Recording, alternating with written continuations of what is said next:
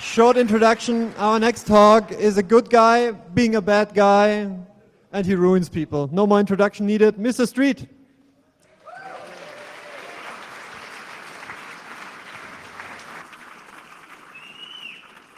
I sure hope you are doing better than I am right now. It's like, I use this slide to tell people, to explain to people that, no matter what I say in this slide about, how I'm going to steal and kill and destroy, I'm really adorable, okay?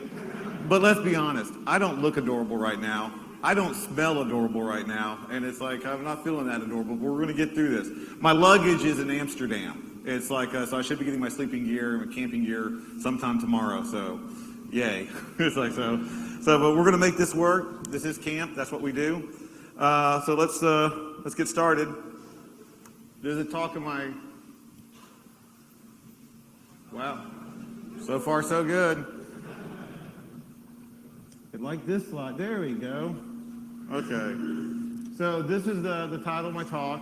I like the security fail. I actually took this picture. It's a cutout security guard in their window. It's like, that's why we fail at defense. It's like, because it's the lowest common denominator that's always put in place instead of what could actually cause, prevent something. Jason Street, I've got lots of letters, behind my name, I promise. Also got a really good echo. It's like, I've got 2 jobs. Where am I feedbacking on? Because that's going to annoy me too. Ah, there we go. Uh-oh. I don't like getting out in the middle because then y'all can hit me with stuff. So, not that I'm paranoid, but I work in security. I'm paranoid. This is one of my cool pictures. I got 2 jobs. It splits up. Okay, my day job, I'm the AVP of Information Security for a financial institution. I work in a cube, I monitor firewalls, I do IDS, I build out our infrastructure, all the boring stuff, that we like, attacking people that do.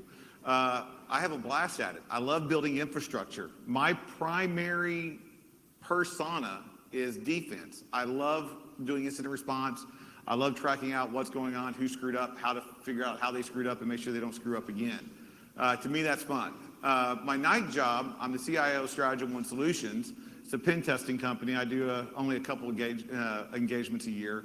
I've written a book called Dissecting the Hack, and I travel around the world, talking and trying to scare the bejesus out of people and stuff, for fun.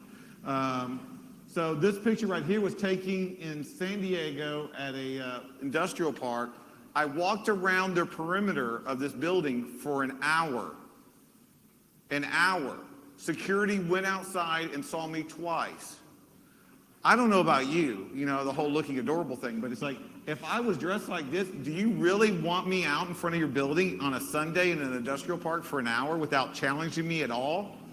Asking if I'm lost, just being polite, like, hey, can I help you? You're circling my building, looking at just us, and your seem very suspicious. It's like, the security didn't even log it in his notebook that I was there, which, I know that I'm not that memorable, but still, come on. It's like I was trying to be scary.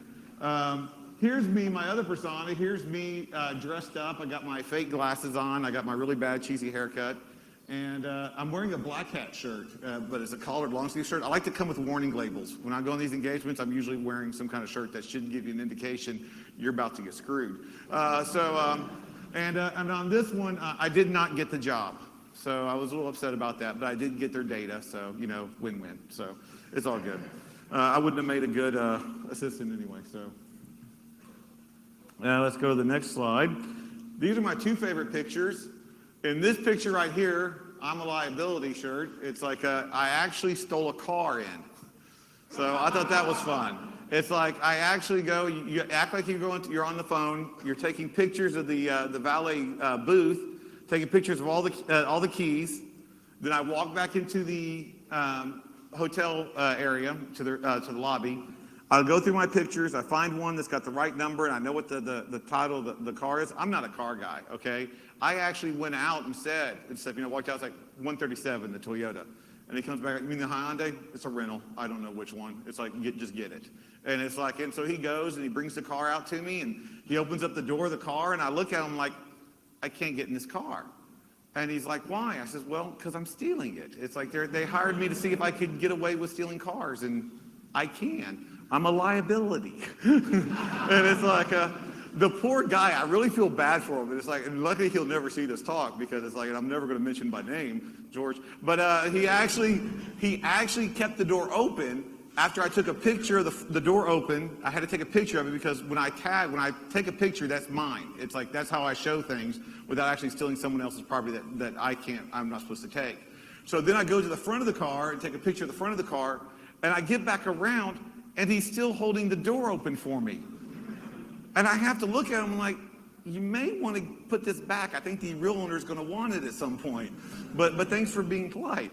It's like, so that was that one. This one, by far, if, in my memorial and stuff, service, hopefully 30 years from now, it's like, I want this picture. It's like, because this is me in one of the most secured facilities I've ever seen in my life. I have never broken into a more secured facility than this one right here. And I've gone through research labs, federal buildings. I've gone to places that I can't even tell you about because they don't know that I did it. But it's like, but this one by far was the best. This was in New York City, in Manhattan, right across the street from Ground Zero. There was a SWAT team with rifles and canine units going through the concourses. It was their financial area. One of the a few buildings over was the Gold Reserve, and then there was 8 security guards in the elevator lobby before you could even get into the elevator to go up into the company's lobby. The reason why this is so awesome is because I took this in the company's bathroom with an actual valid ID badge, and my shirt, it says your company's computer guy. And I'm like, okay, let's do this. So, thank you. I've even got a funnier story, or sadder, depending on which side you're on, about that a little bit later. So, I am a CISSP. Please don't throw anything. So there's my Sun Tzu quote that you're supposed to put in if you're a CISSP. Let's go to the contents now. We got the intro. We're almost done with that, so don't worry. I'm going to talk about the one fact that we all have to address and we all have to understand, okay?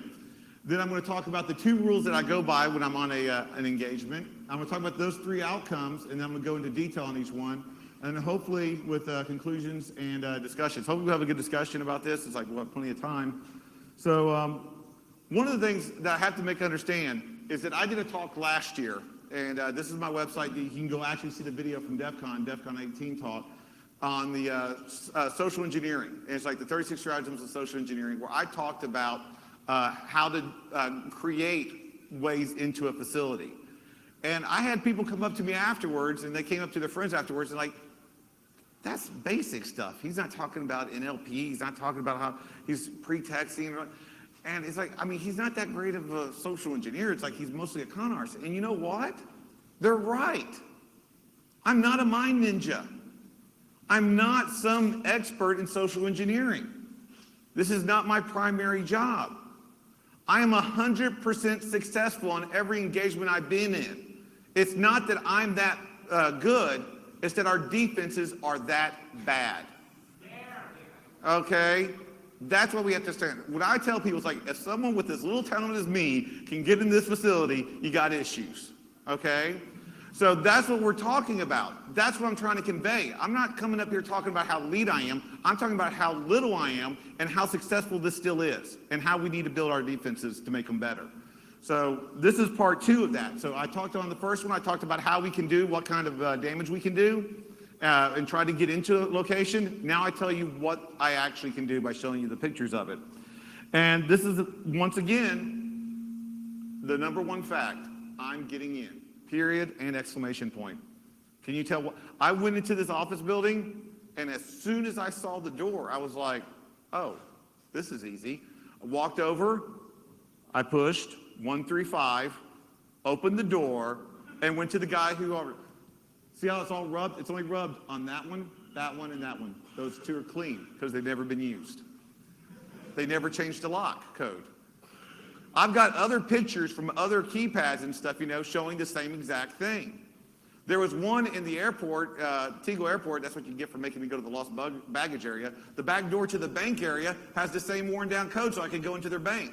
I did not go into their bank because it's like that would be bad. But I'm saying don't leave a bored hacker and stuff, who's also pissed off about his luggage behind a bank door. So that's the problem. It's like we're not changing, we're not adapting and stuff, from the defensive side.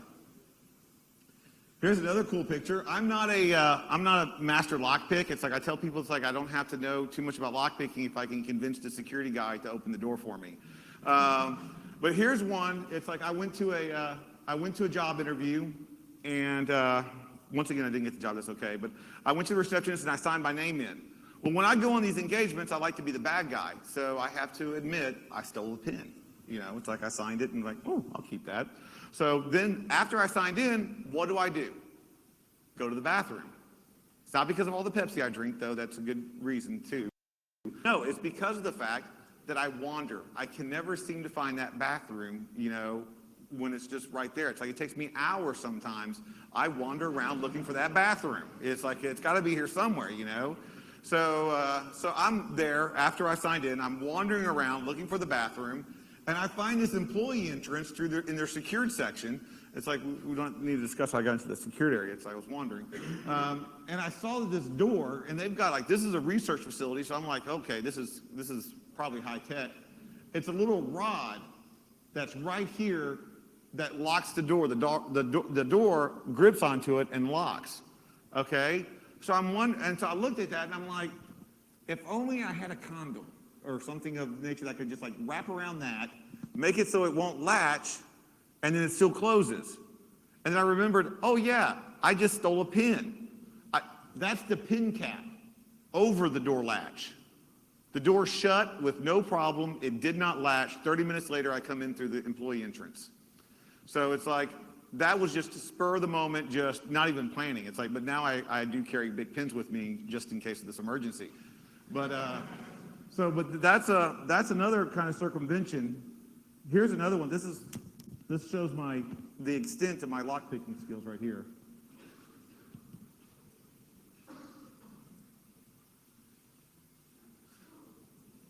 See how cool that is?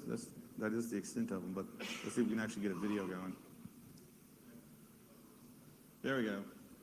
It's hard to see. I'm in front of two glass doors. There we go. And two glass doors. And I'm sticking some cardboard through the door. And there I go, opening it. Like I said, I'm not great with the lockpick set, but I'm great with cardboard. And that circumvented their door system. It's like that was a financial institution, so they may want to work on those. Actually, they are working on them. So I did catch back with the client. They are changing those. Here's another way that I like to break in. This is the cool one because this is an actual forged email. I love making forged emails, and you put them on the iPad. You always have to have your iPad with you because if you print out the paper, it could be forged. It could be like you just made this up and printed it out. But if it's on an iPad, it's magical. Okay. It's like, how could he be a bad guy? He's got an iPad. So, another cool. Right. So another thing, let's go through, because we got plenty of time, so I'm going to go through this. One of the key things that you do is you always forward the email once to yourself, okay? So this is all fake, 100%. I have to forward it so these will stay blue. Because when they stay blue on the internet, so therefore it looks like I faked those email addresses that I eventually forwarded to myself, but then they became hyperlinked, like I had actually sent them to the actual people. So when I'm doing recon and research on a facility, what I try to do, the most I want to do is 2 hours on Google. When I have to, when the client asks and stuff, I'll do a scope out and stuff, with Maltego, and I'll go and do the research and recon and all the websites. But I want 2 hours in Google because, once again, it's like I think LulzSec has done pretty good to show us and stuff, It's like no matter how elite you get and stuff, if you still got SQLi going, it's like, come on, seriously. It doesn't have to be the elite stuff when someone can just, use Google for 2 hours and walk into your front door.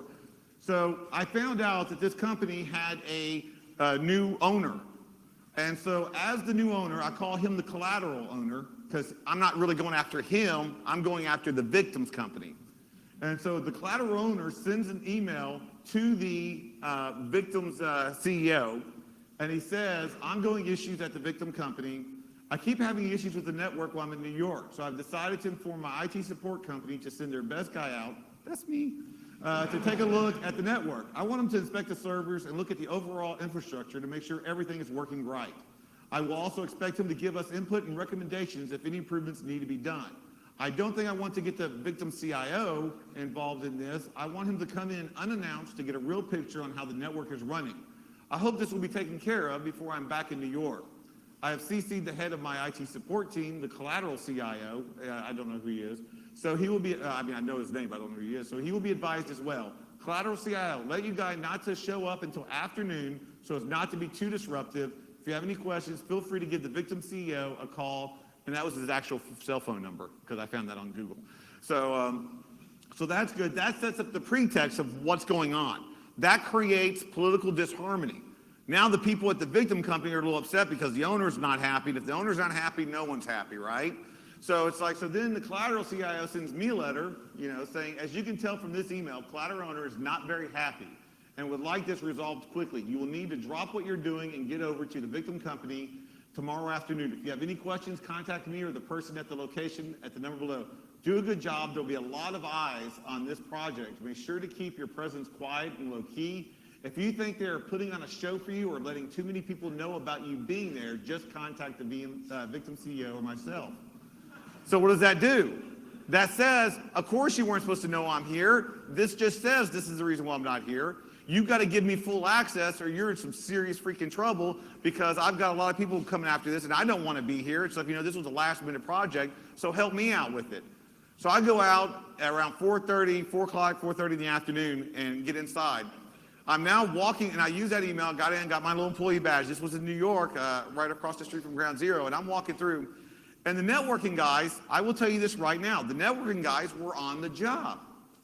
They noticed an unusual amount of bandwidth going from the CFO's, Chief Financial Officer's assistant's computer to their Exchange server. And he went over to her desk to find out what it was. It was me. So good on him for detecting that. So he wanted to talk to me a little bit, so he pulled me aside, and it's like I showed him the email saying, look, I don't know about all this political stuff, I'm not trying to get involved. Someone's a little upset. It's like, he then took me to his office. So I had to go to his office. Now it's like, jigs up, what's going to happen. I talked to the CIO. He calls the CIO. I talked to the CIO for about 10 minutes, okay? The employee then escorts me. Not out the building. He escorts me to every single employee's desk where I finish putting in my malware, finish looking at the computer, and finish scoping the network. So instead of doing it just separately, I've got an escort.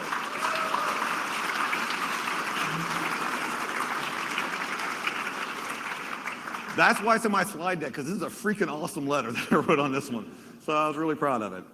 I do have some good news for you, though. There is some good news, okay? I don't care about PCI. Don't care. Sarbanes-Oxley, HIPAA, whatever, don't care. Your ISO standards, it's like if it's not for Linux distribution, don't really matter. It's like all I want to do is F you up, okay? I'm not trying to find out if you're compliant. I'm not trying to audit your network. I'm seeing what I can steal or destroy from it, okay? So when I do that, I do two simple rules from the movie Serenity, which was a great television show in America and stuff on Fox. May they die in a fire for canceling it, called Firefly. And those, thank you. It's like, and those two simple rules are quite simple. It's, I aim to misbehave, let's go be bad guys. That's all I've got. That's all I got working for me. It's like I'm walking through, it's like, yeah, I'll steal that pin. Oh, that's the door. Oh, I'll flip that lever. It's like, oh yeah, I'll start that fire. Yeah, it's like, so that's what I do. Because quite frankly, we have to understand, it's great that you're audited. It's great that people are looking at your security standards and practices, okay? But when the bad guys come after you, they're not checking your policies and procedures. They're not going to play fair. It's like one of the things that irritates me the most and stuff, they go and do that. It's like, well, you can go and attack these servers, but this one's mission critical and stuff, and it's got to be up 24 hours. Don't touch that one. Because I'm sure the bad guy is going to be going through scanning. It's like, oh, this one looks like it's got a lot of traffic. Let's leave that one alone. We don't want to mess with that one. Let's make sure we get all the other ones. Because I'm sure that's what the bad guy's thinking. So it's like you got to understand that it's like, when you're coming up against them, they're not playing by a certain set of rules. And this is not something new. It's like, this is not a new revelation. This is stuff that's been going on for years, this kind of pen testing, this kind of red teaming, this kind of actual people stuff, trying to break in and take the data from a physical standpoint, not just from the network-based attacks. This is from the movie Sneakers, where it says the bank employee asked Robert Redford, which is that guy, it's like, so people hire you to break into their places to make sure no one can break into their places. And the guy says it's a living. The bank employee hands him the check and says, not a very good one. Well, guess what? It is now, so yay. It's like, and this was from 1992. So this is not a new concept. It's like, so we have to keep going and making sure that we're still doing this. It's like we're still looking at our perimeter. As the harder and harder that we make it to go in through the network side of it, the easier it seems for us just to walk through the front door and get it that way. Here's another thing, and the main reason is because management is reactive, not proactive. They have to react to something. You have to give them something to react to and stuff, because they're not going to say, hey, I know what? We made a really good profit this year. Let's spend an extra $200,000 on an IDS system that'll make us more secure. Have you ever heard a CIO ever say that anywhere in the world? Okay, well, maybe Sony's saying it a lot right now, but besides, that kind of thing, it's like you don't hear that being said very often. And so, and what I explain to people after reading this quote is, hello, I'm the fire. So let's start off with steal everything. This is not, once again, people don't understand what great opportunity there is for thievery in office buildings. A guy in Houston, Texas, back in the late 90s, almost $100,000, I would say $50,000 to $100,000, because I like to exaggerate, because it sounds cooler. It's like stole office equipment from 3 office buildings in Houston, Texas. You know how he did it? He was wearing khaki pants, a polo short, and I kid you not, he was pushing a cart. He was shopping in the office building. Oh, that printer looks good. I'll take that one. Oh, there's a purse. Yeah, that's good. It's like, oh, yeah. Cell phone, I'll take 3 of those. I need those. It's like, he was shopping. He would then go down to his van, empty it out, and yes, he would come back in and finish the trip. It's like, which is also, of course, the reason why he got caught. It's like, yes, it's bad, okay, but it's like, come on. It's like, you're going to be obvious at some point. So, but the guy in Tallahassee, Florida, last year, the guy spent 18 hours in an office building robbing them blind, okay? 18 hours. He brought food with him. Spent 18 hours, and he's not caught yet. So, and you know what else? The next time you see him, he's going to be dressed better because he stole a suit while he was there. So now he looks even better when he goes and does this trick. But yeah, so yeah, he's still uncaught, and it's like he's still going out there. So let's get to some actual pictures. It's like, I like to call this the trifecta because, yeah, I'm stealing the cell phone. It's like, yes, I'm stealing the laptop. Yes, I'm stealing the badge here. That's what the cool part is, because then you let me to come back in so I can steal more stuff. So thank you for that. That makes it easier. This engagement that I was on, 30 laptops, no laptop lock cable. Okay? By the time I was doing my exit interview, I started seeing laptop lock cables. So it's like they started getting the idea. And the phone, do you just want to steal it or do you want to clone it and see what else information you can get off of it? What kind of conversations that they're having? My whole thing is, and I tell people this, is like, there is not one situation that I can't try to make worse. It can always get worse. I am the worst possible thing to happen to you at the worst possible time. I'm great at parties, I promise, okay? It's like, but I mean, that's the way these engagements are supposed to be run. And, oh, this slide is a little embarrassing, and I have a little bit of shame in this slide, and I'll explain. It's not because I stole the laptop, because, I mean, they were practically giving it to me, including the cable, so thanks for that. And it's not because I stole the screwdriver, because there might be something bolted down I'd want to steal later, so it's like I had to take that. But like I said, I have a CISSP, and I've got a code of ethics I'm supposed to go to, and I stole one of the cookies. I'm sorry.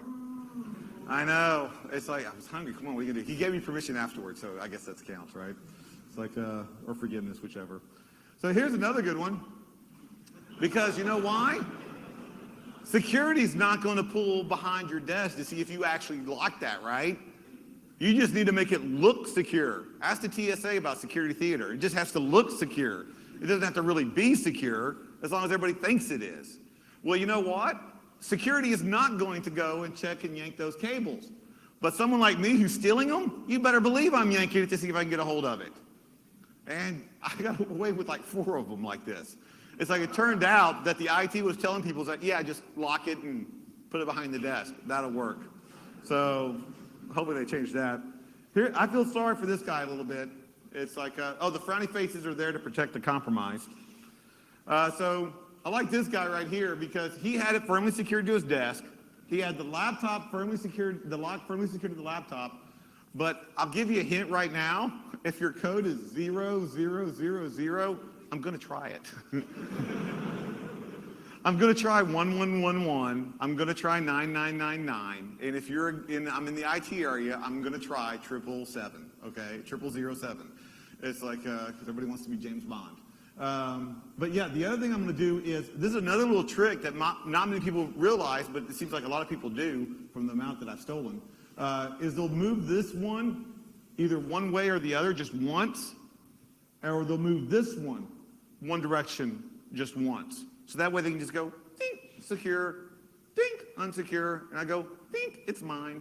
So it's like, so you got to be careful about stuff like that. Another thing I have to explain is like when I go on an engagement, I'm going through all your drawers.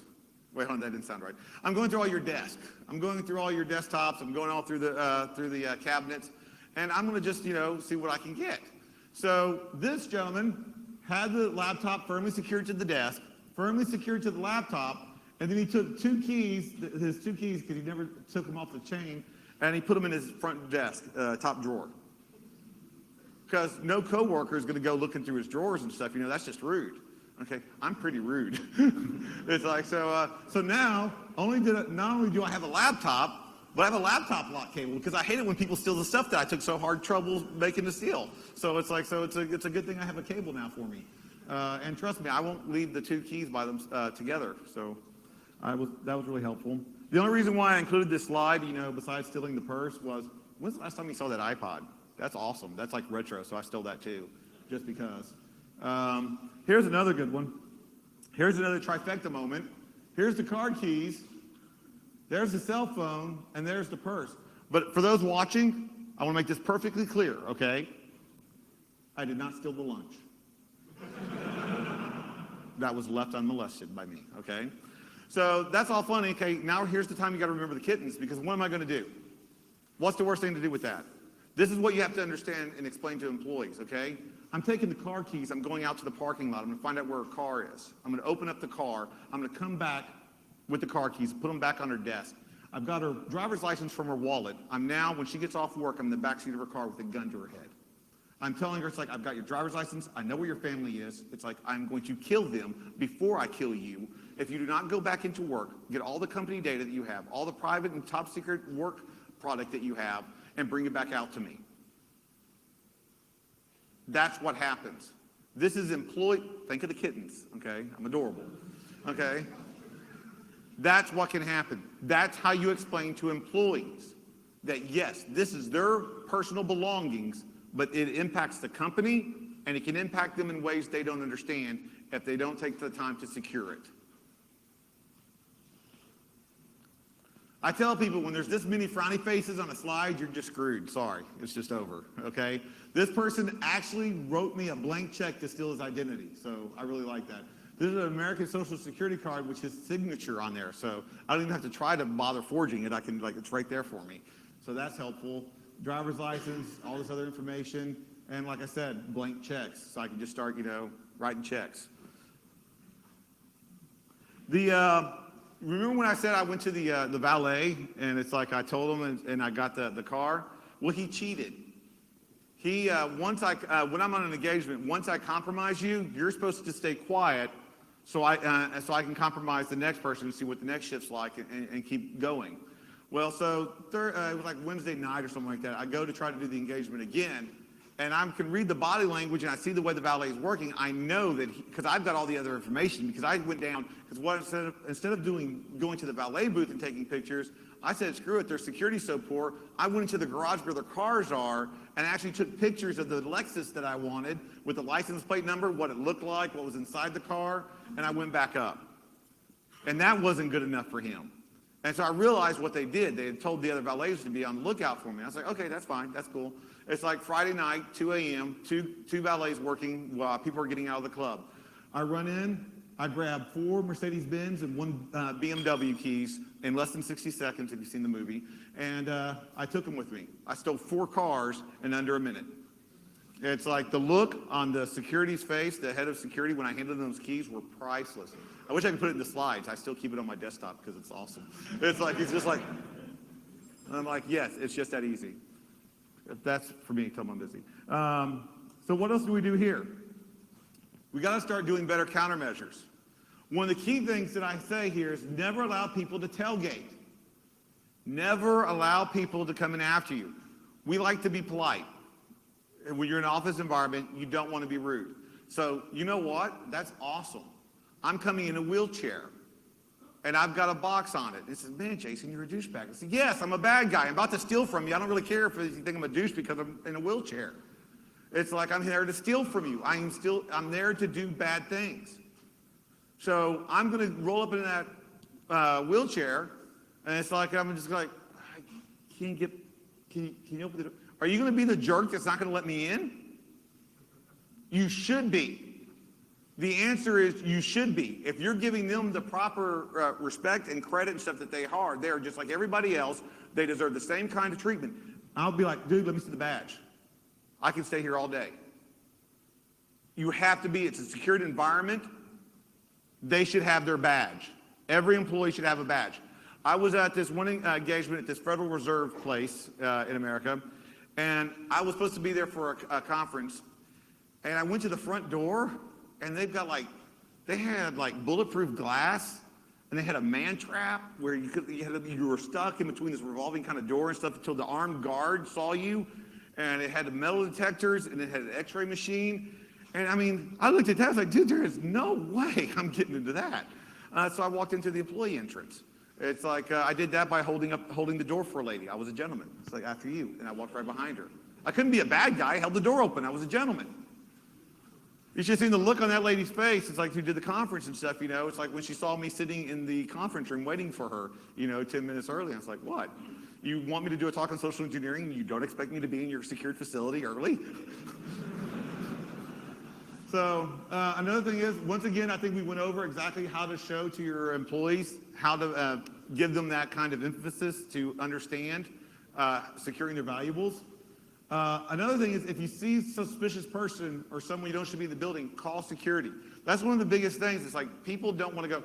I'm not saying go tackle the dude, okay? Because that might be mean, that might hurt, okay? But contact security. Let someone know there's someone walking through our building. So many times I've gone to an engagement and I've seen someone and they're like, and I asked them later, it's like, why did you let me in? I mean, I was saying some pretty stupid stuff. It's like, how could you let me in on this? And they're like, well, I knew there was something not right, but I didn't want to be rude. I didn't want to say nothing. You have to let them understand they're supposed to say something. That's part of their job. So let's go to the not too fun part, where we definitely got to remove the kittens. Workplace violence. I don't have to say violence happens. It's random, it's horrible, it's cruel, and it still happens. Just because we don't like it to happen doesn't mean we can't prepare for it and don't try to test for it. So here's me at 2:30 in the morning in a hotel off the coast in Pepsi pajama bottoms, and I like Pepsi, and a white t-shirt. I've got cargo pants under it with a lot of bad things inside them. It's like, and then I've got, and I'm walking barefoot. I went in to the hotel lobby, just like a regular person. I acted a little tipsy. I then go into the men's bathroom. I put on the Pepsi pants. I take off my top shirt, take my shoes and socks off, stick them under the sink, and then I start wandering the hotel. I'm underground now in their employee area, and I find their mechanical room unsecured. And not only unsecured, but I find this. Let's take a better look at that, because that's awesome. There's no locks. And those are levers. Okay, I'm the kind of guy, if it's turned on, I'm turning it off. If it's turned on, I'm turning it on. And by golly, if there's a red button, I'm pushing it at least twice, okay? It's just, I can't help it, okay? It's a red button, you're supposed to. So here I am in this mechanical room, and quite frankly, what I'm gonna do is, I'm gonna start a fire right here. Nice little chemical fire. It's like with some poison, some gas stuff, as it burns. Electrical fires are the best because it's the most poisonous and stuff, most toxic and stuff, when it's going through your ventilation system. So I'll start a fire right here, start doing that. But I don't want you to think I'm mean. I'm not a mean or rude person. So what I'm going to do is, no one wants to be woken up at 2:30 in the morning hearing this buzzing alarm system, right? So I'll silence your alarm system for you, okay? So that way no one has to get woken up and stuff, with the buzzer blaring. What else will I do? What's worse than the buzzing alarm? Who wants to get woken up with water thrown in their face? That's just totally rude.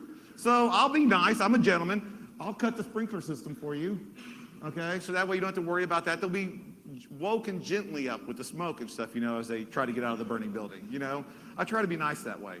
So those are some of the things that you can do in the mechanical room. Guess what? As I was walking out of the mechanical room, I got stopped. I got stopped by one of the employees. What was my first reaction? Elevator. Elevator? I'm trying to, room. Elevator. Okay. And he walked me to the elevator and let me back up. So thank you for that. It's like the best drunk impression I can give. A good place to kill people? In the kitchen. You think most accidents at home happen in the bathroom or kitchen or whatever? I think it's the bathroom. Well, in hotels, it's the perfect place because I can selectively kill someone, or it's like, I can just take out a whole floor, with some of the equipment that's there. But you're like, Jason, how can you do that? It's like, well, let's watch a video. Is there any law enforcement from Malaysia in here? Okay, good. Here's me in a Malaysian hotel. I promise I almost got can we turn the lights down a little bit? Because it's going to just be a black blob, and I'm just going to lie and say it's even leader than it is. So, okay, there we go. That's a little bit better. So let's watch me walking through a Malaysian hotel. Let's wait for it to catch up. What I decided to do was just do this video and just show exactly some of the things you can do. So here I am walking through the front doors. I don't edit this at all. I didn't want you to think that I got caught or something happened and stuff, so it's like I'm edited it to make it look better. So you get to see the stupid stuff too. Because here I go, and I make the wrong turn. I didn't know it was the wrong turn because I've never been in this back area before. But if I wanted to steal some tables or something, it's like I found the right place to steal the tables. Because it's like I come down here, it looks promising, and there we are, tables. So I was like, wow, that's disappointing, and they're going to laugh at me when they see that, so let's go do something else. So let's keep going.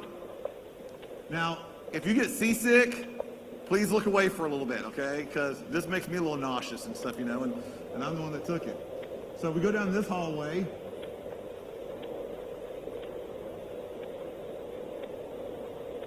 And we go down this hallway. And we're walking, and I see that. It's hard to see because it's moving around so much. That's a closet right there. Let's look at this closet.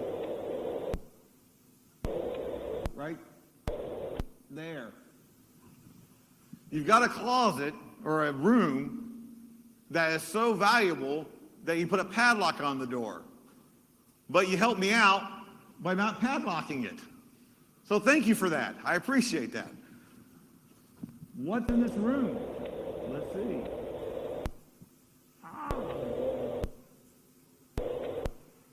There's a delay. Okay, you can't see it. Warning, hazardous chemicals. Okay? It's like, hopefully your speed readers caught that. It's like, so warning, hazardous chemicals. I did not go in with an AK-47. I did not go into that hotel with an Uzi. I did not have any kind of poison with me. I just walked out of that room with napalm. I just walked out of that room with poison. whoa, what fun can we have now? Let's see. So the first thing you want to do is you want to get to a place where you can disperse this and do bad things, right? So that's going to be a long walk trying to find a place like that, right? Let me turn around and, oh look, I'm in the kitchen. Let's keep walking around. Let's say hello to this guy here, because he didn't say hello to me, he was rude. And so there's all the food supply that I've poisoned. Even if you detect the poison, realize that your stuff, I've just cost you thousands and thousands of dollars worth of food stock. There's all the fruit and vegetables that I can taint and damage. Here's some other rooms that I didn't bother going in because, you know, the whole permission thing wasn't really set out in stone. Here's where I start the mechanical fire, but look, there's two guys. I'm screwed. I'm in some serious trouble. I'm going to initiate social engineering countermeasures. Here it goes. There it goes. And that's like I got my social engineering countermeasures. I went, hey, how's it going? Kept walking. It was going okay. So it was all good.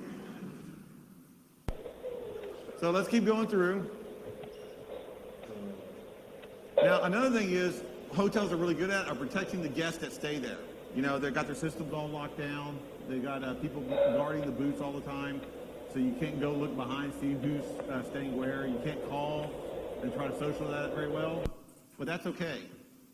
Because there's every person's name, hotel room number, and what they're having for room service right there. So who needs the computer? I go low tech. So there's a good room. Now at this point, I'm thinking, and you probably think like, dude, Jason, you're walking around a hotel. How's that cool?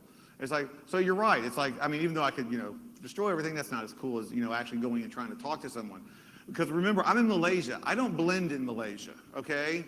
So especially when I'm wearing jeans and a shirt that says hacker on it, warning labels. It's like, as I was walking through doing this. So I said, you know what? It's not that impressive. Let's go say hello to somebody. So here we go.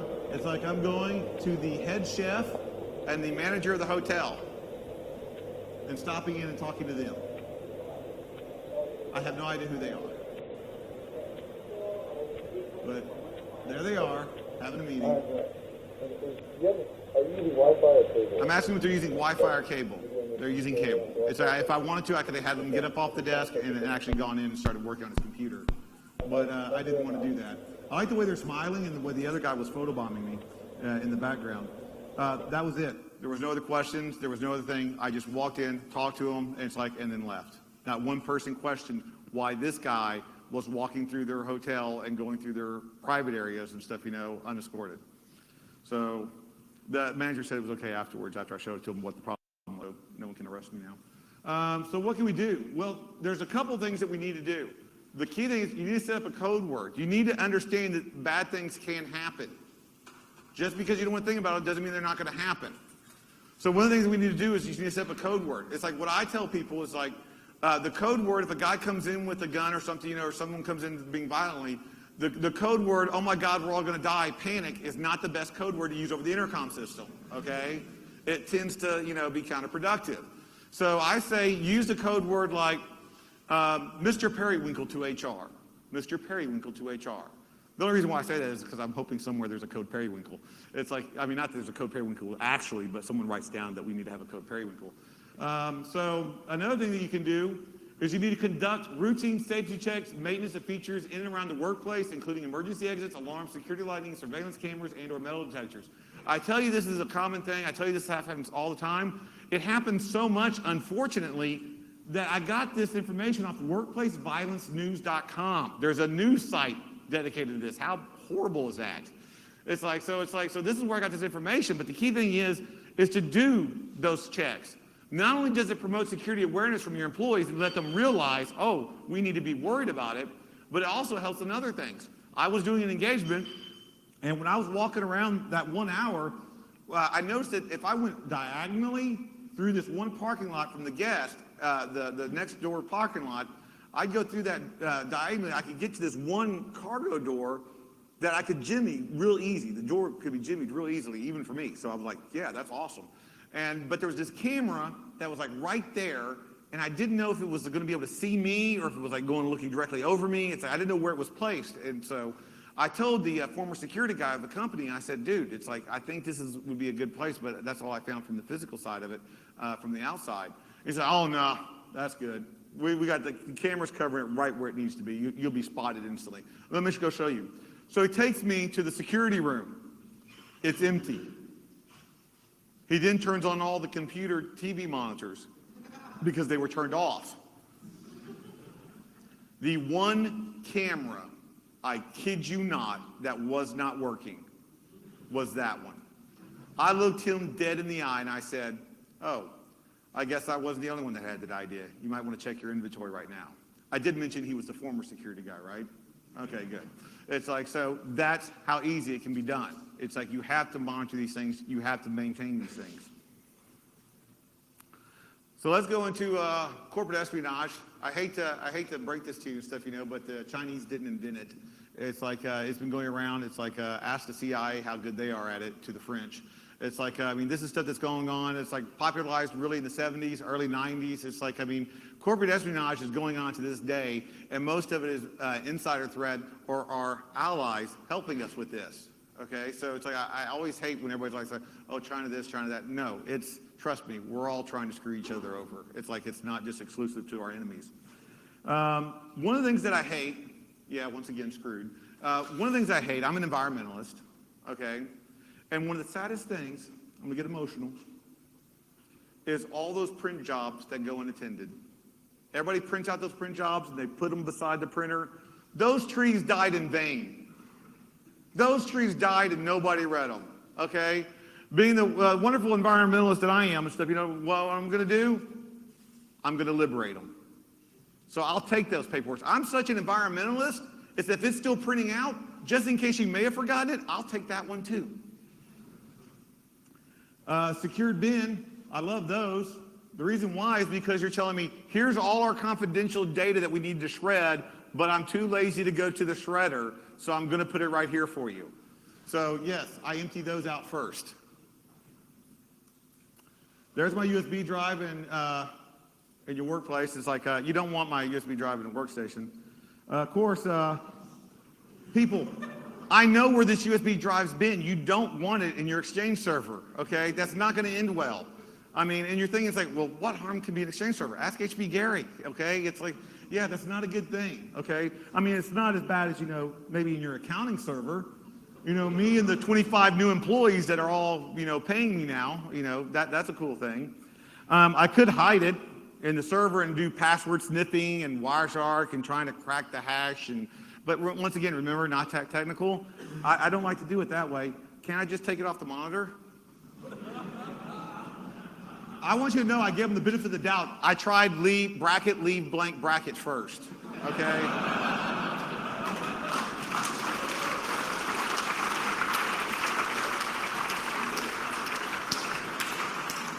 But it was just enter. I love this one. This was at a facility I can't even talk about. And these rocket scientists here, it's like had an administrator. They actually had a complex password, alphanumeric special character password, upper and lowercase. That was awesome, but it was hard. So they changed it to welcome, all lowercase. Seriously? And then they wrote it and put it on the monitor. So because they're rocket scientists. The only thing worse than seeing me in Pepsi pajamas and probably in this condition right now is seeing me in a suit, because when I'm in a suit, it's not going to end well for you at all, ever, okay? Because underneath that suit, I've got the vest of doom. Yay! I call it the vest of doom because I think it sounds cool and I'm reliving my childhood, okay? If you want to know more about the vest of doom, you can go look at my talk from last year where I explain what all these horrible things are and what they're going to do to you in that talk. What I'd like to talk about now is I've got some new devices, like this one. This was given to me by a 3-letter agency in DC is on the strict condition that I never showed a living soul or talked to anybody about it, okay? This is a USB keystroke logger that will not be detected by antivirus, will not be detected by a malware analysis and stuff, It records all the keystrokes and then can be summoned up by your notepad. Does that sound like BS? It is. I got it off of ThinkGeek. ThinkGeek has spy keyword loggers. Let me put that, if there's any QSA or CIOs and stuff, who I like to talk to, let me explain that to them. Available at a Geek and Gadget website near certainty.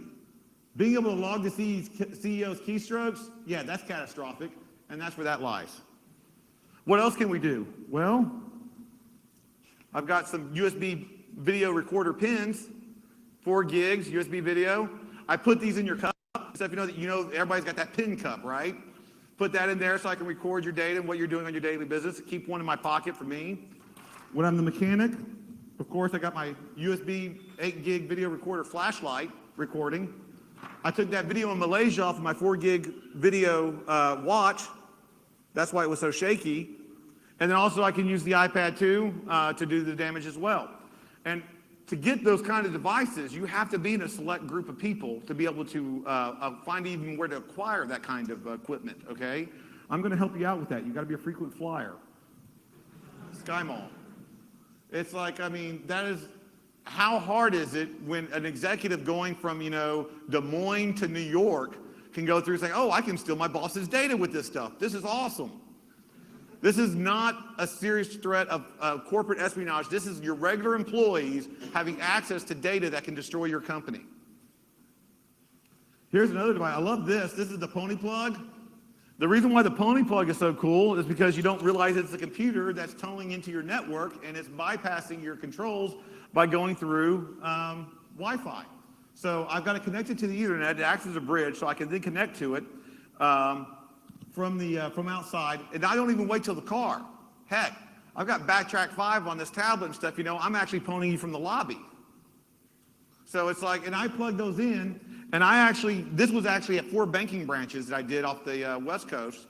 I actually made the branch manager get up out of her seat so I could plug this in behind her desk. I was telling her, it's like, yeah, I got the voltage regulator, I got to check the voltage regulator, so it's like, you got to help me out here. It's like, let me go and check to make sure all your computers have UPS units. I was using a name I could not verify. I wrote it down. It's like, I didn't have any ID to back it up. Company that didn't exist and a phone number that was wrong. It's like, they let me through the teller area, they let me through the bank area, they let me through the branch. If I had a ski mask and shotgun, they knew what to do. Walking in with the computer, it's, okay, sure. Walking with shotgun and ski mask, maybe a couple thousand, or I'm dead. Walking with the computer, I'm walking away with millions. So there's an incentive there. So corporate espionage, it's going to be real simple. Stop printing. Think of the trees, okay? Or think of me because I'm taking them, okay? Either one, it works out. So like I said, I'm mostly blue team. It's like I like to be the defensive guy. So what do? We got to start explaining to our employees that they're part of the security process. Every employee in your company is part of the security program. Start educating them, empowering them, and enforcing that belief. Make them start understanding that. And so there's some good links, and tackles me on stage. Let's go from there. I was told I had an hour and a half. You have an hour, but you were fine, right? I was lied to. Who social engineered me up on the stage? There we go. We are very sorry. No, that's okay. Because of the fact that it's like I talked way too much as usual. If you want, I'll be right outside and we can have a question and answer area and stuff. Actually, we do have 5 minutes left. We do have 5 minutes? Question and answer, yeah. Well, then I wanted to talk. If you have any about questions, please come right there next to the projector, and we'll take your questions. Are there any questions? Put your hands up. There is a question from the flow control angel. Yes. Yeah, one question is, did you ever get caught? No, 100%. I have gotten caught, but if I've gotten caught, I've talked my way out of it, or I've actually got them to help me more, or I've used a fake engagement letter, which I talk about in my last talk. It's like I use a fake engagement letter, which then tells them why I'm supposed to be there and for them to assist me carrying the equipment out. So It's like I've never gotten caught where it's like the police had to be called or they called BS and I had to explain exactly why I was there. Never, not once. Yeah, and the other question is, what was the hardest reaction? What was the hardest reaction which were coming against you when they found out there is something going on, what you do? It's actually just totally just making it up as I go along. It's like it depends on where I'm at or what kind of identity. I'll go as an electrician, I'll come in as a computer IT support guy, and based on how I'm going in is how I explain it. But the first thing you always do is you say, oh, no, you got it wrong. This is what was supposed to happen and stuff, So it's like, if you want me to help you out of this and stuff, I'll help you and stuff, so you understand it, so we can go back to doing our work. Because no one wants confusion. No one wants things to go wrong.